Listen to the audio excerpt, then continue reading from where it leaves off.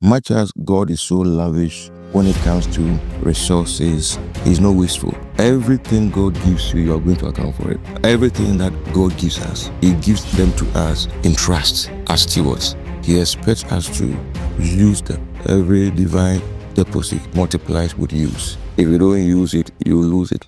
But Jesus is the only name to remember. All right, so Daddy, when you read the book of Matthew chapter 25, 14 to 30, Jesus was telling us a parable about a master who gave talents to 3 different people. One received 5, the other received 2, and then one person received 1 talent. The one who received 5 invested and got 100% profit. The one who received 2 talents did the same thing.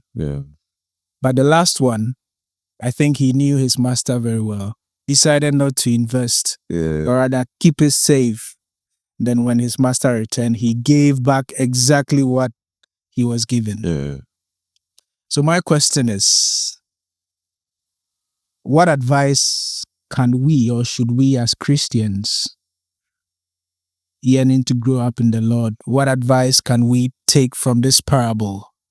Okay, thank you very much. First of all, the parable talks about stewardship. It talks about accountability. It talks about responsibility. So the master gave them the talents. The Bible says he delivered unto them his goods. So first of all, they were not for them, they were for the master. It was the master's good that he delivered to them. Each one according to his several ability. Secondly, he knew their capacity, so he gave them what they could handle. So they didn't really have any excuse not to be able to use the talents as the master expected them to use it for. So first of all, everything that God gives us, he gives them to us in trust as stewards. Now we should be stewards. And then secondly, he expects us to use them.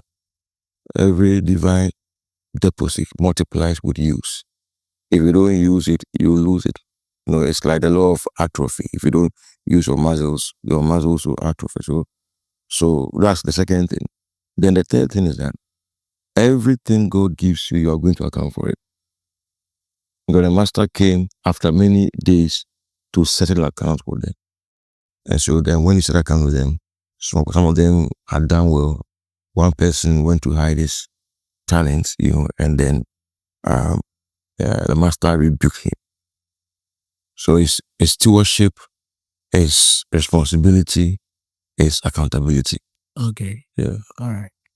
So how dangerous will it be to live our lives as the last one who decided to hid the talent and return it to their master? Okay. Yeah.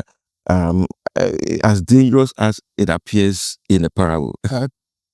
Because the master was very furious, because like number one, he really thought about them before he gave them the talent, because he gave to each one according to his several ability.